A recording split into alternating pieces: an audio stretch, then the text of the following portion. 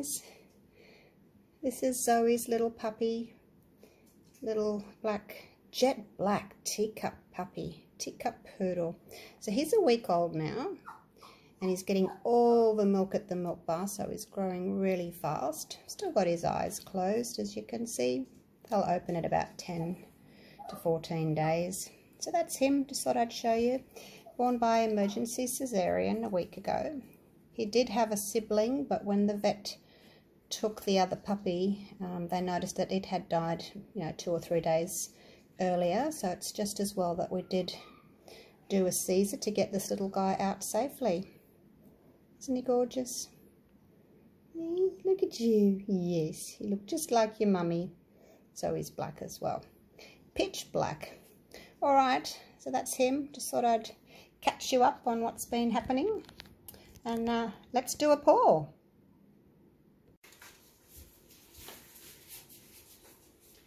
G'day guys, welcome back.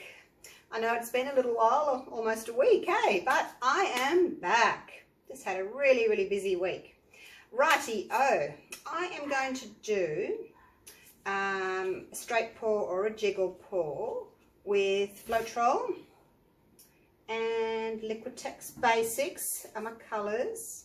Now I'm pretty much out of my Artist Loft white. I've got a little bit left, but I want to try and save that because I think I'm going to have to import some more from Michael's. So I think I'm going to have to do that. So anyway, I'm using the Mont Marte white, and I've mixed that with the Satin Enamel. So instead of my Artist Loft white, just see what happens. And I have got, because this is thicker than the Artist Loft, I've got 2 parts Floetrol to 1 part white Mont Marte, and then I've added 1/4 of the Satin Enamel. So that's my white mix there. That's going to be my puddle. The Extreme Sheen is my gold, the Decoart. Now that has got 30 grams of paint, 1 ounce, and 15 grams, 1/2 ounce of Floetrol, because I like it quite thick. Let me just shut the door, I can hear dogs barking. Yeah, I do like to have the gold quite thick, otherwise it kind of blends into all the other colours and I just get like a hazy gold look. So that's that. Now the Liquitex Basics, I've mixed all of them the same. 2 parts Floetrol, 1 part paint. I've got dioxazine purple. I have turquoise blue. I was tossing up between using magenta, but the magenta and this, what's it called, as alizarin red or crimson. They're quite similar, so I'm just going with the red. And then I've got some navy, which is the phthalo blue with just a touch of black, and this one on the end here is medium magenta. So those are my colours, and I'm going to layer them. This is a 40 centimetre by 40 centimetre canvas, which is 16 inch by 16 inch. This white does feel thicker than the white that I have been using previously. But anyway, we'll give it a go, hey? It's just paint. So I'm going to save some for my puddle. So that's that one there. And I think I'm going to start with some navy. And then a little bit of gold. The gold, as I said, it's quite thick, so it's hard to pour in just a little bit, but just want a little blob like that. And then some white. And now I don't want to put the red next to the white, obviously, for obvious reasons. We'll do the turquoise.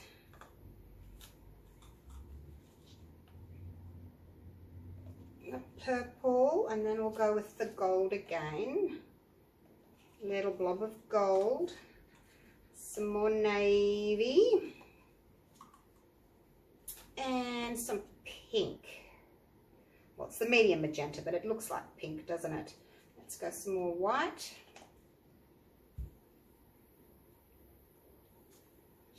Yeah, why not? We'll put a bit of gold next to the white. And, oh, that's right, I'd like to see what the turquoise next to the gold does. Oh, I haven't got the red in yet, you guys.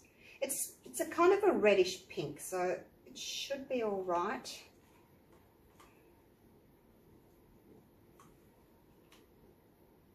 More navy. Just don't want that white next to the red, that's all. What will we do next? About some purple.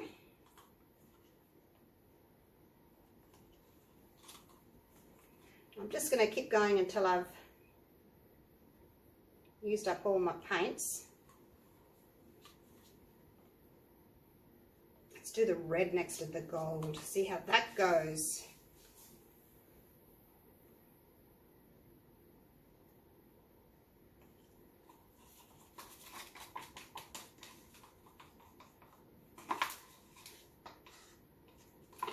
Just going to check to make sure I'm still taping. I just can't trust my camera anymore. Well, it's my phone actually. But you know how a couple of times I've told you that it's just stopped recording.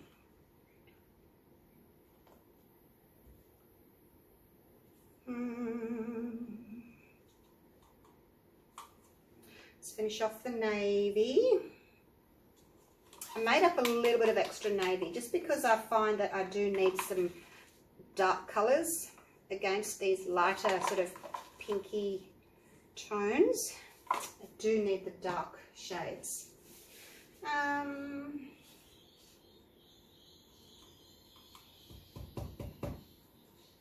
No, that'll do. I don't have to use it all. Got a little bit left for the next pour. I want to try one that's got, oh, I've got paint all over me now. I want to do one that's got reds and oranges and yellows. So I do want to try that. Now I don't need a whole big full cup because this is only a relatively small canvas.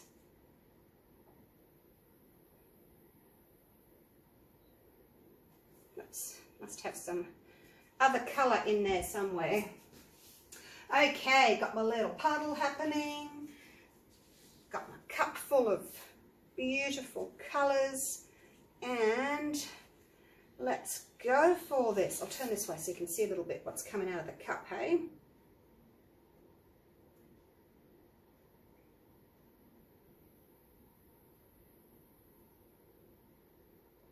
Try and go a little bit slower.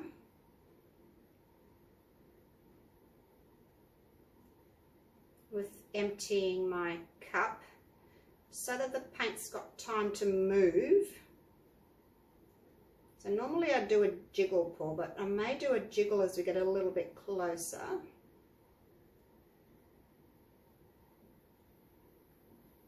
To the end of the cup being emptied out. So this is where I'm going to get closer now because it's making the little fingerlings automatically.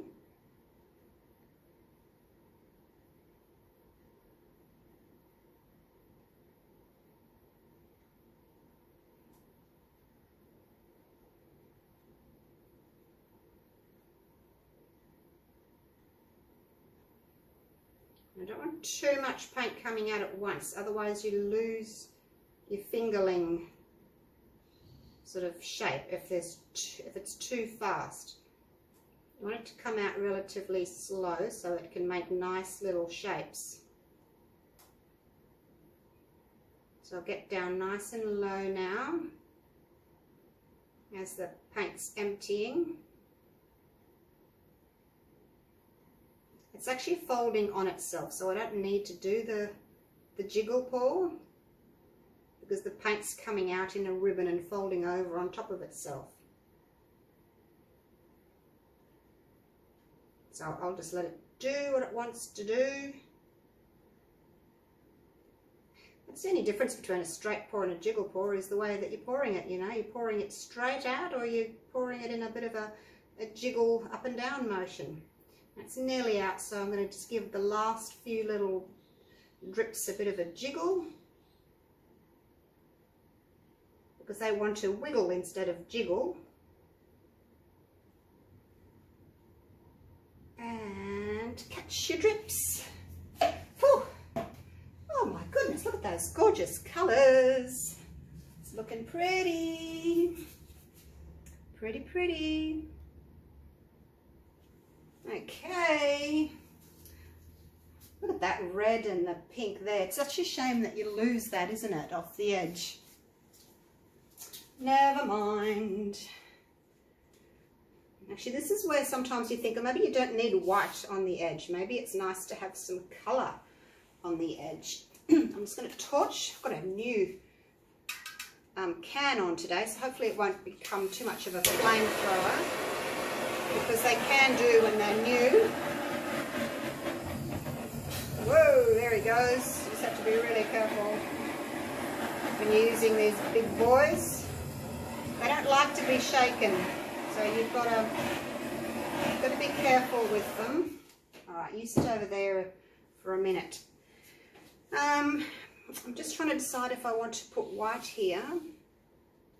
I think I will. But what I'm going to do is I'm going to, what am I going to do? I'm just going to use some of my leftover white from some other pork, just because it's thinner and I think it'll be nicer as a flow enhancer on the edges. So this is 3 parts Fleotrol, 1 part Artist Loft white, and I've written it on the cup there so I can remember what's in it. And then I just cover it with a cup. I just find it's much easier for this puddle of paint to flow if it's got something a little bit thinner to flow on. And this white will all just go over the edge. So it's just going to be used to have the other paint slip and slide nicely.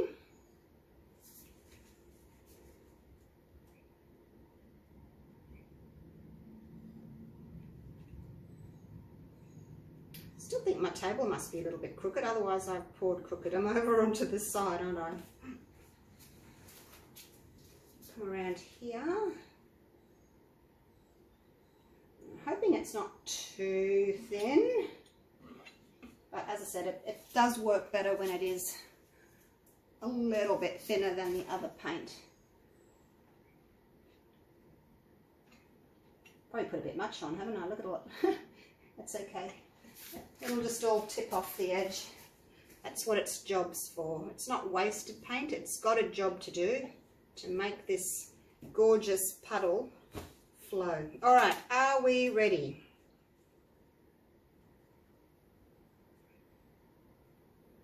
Go off this way first.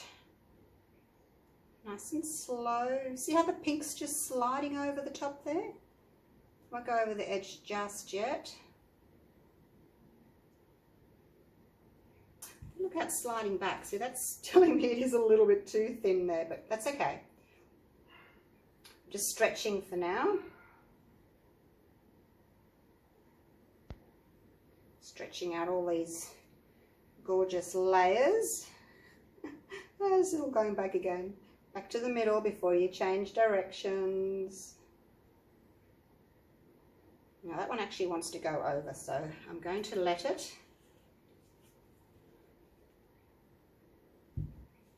Just go over because I don't want to lose too much of my white, my blue there.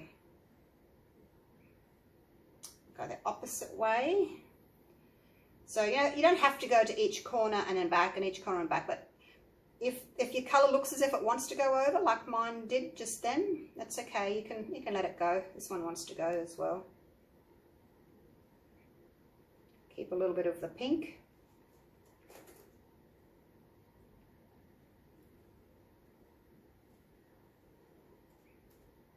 Would be quite attractive leaving it like that, wouldn't it? The 2 white corners, but no. Let's stretch her out.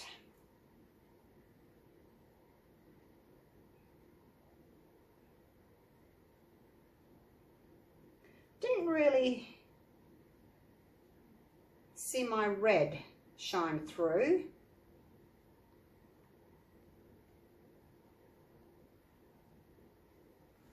Now I've got to be really careful when I turn this, because you don't want to drip your fingers into the pour. Now, where was I? Which way did I just go? Must be going straight down. It's a problem with turning. You think, oh, where's my center now? I'll see if I can keep a little bit of that gold on the corner. A little bit of gold, not much.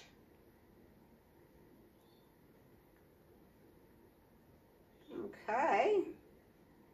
Look at my white cells coming up on the corner. That's because that white was so thin. It gives you a different look, doesn't it? Well, there we go. I'm going to leave it at that. Give it a quick torch. Got some gold pebbles in there, haven't I? So basically, I wanted to see what the Mont Marte white would do. And it's pretty good. I wasn't sure what would happen. Is that all?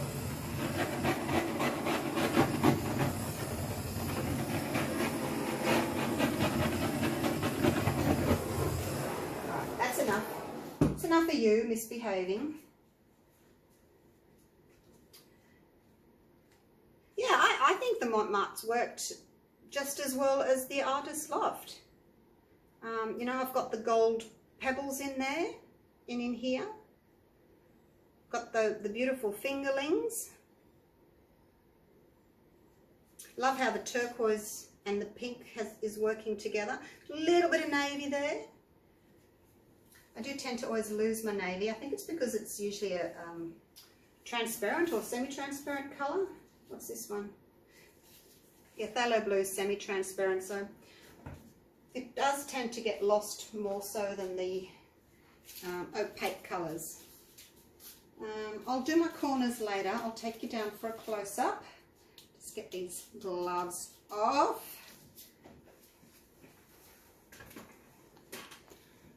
And I'll take you down and show you.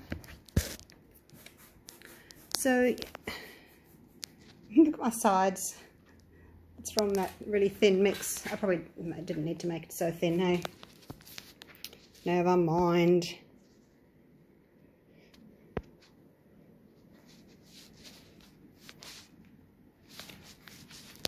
Just turn my light off.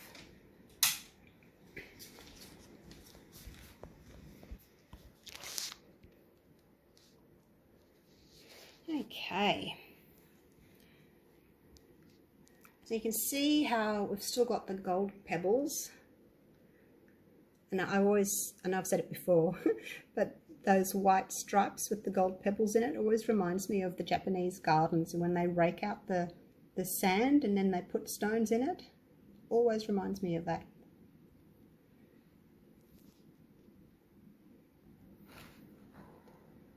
So it's really pretty, isn't it? So I'm glad that the Mont Marte's worked. Yeah, the only issue is I didn't need to have that extra thinner mix along the edges, but hey, I wanted to use it up. What else are you going to use something that thin for? So it's created these little white pearls on the edges. Let me see if I can pick up the gold for you. There it is, shimmering away.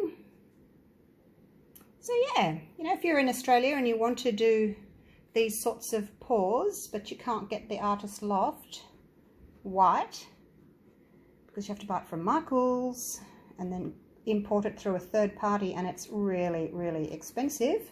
It costs more for the postage than it does to buy the paint. Then yeah, use the Mont Marte white. It seems to be just as good. So there you go. Alrighty.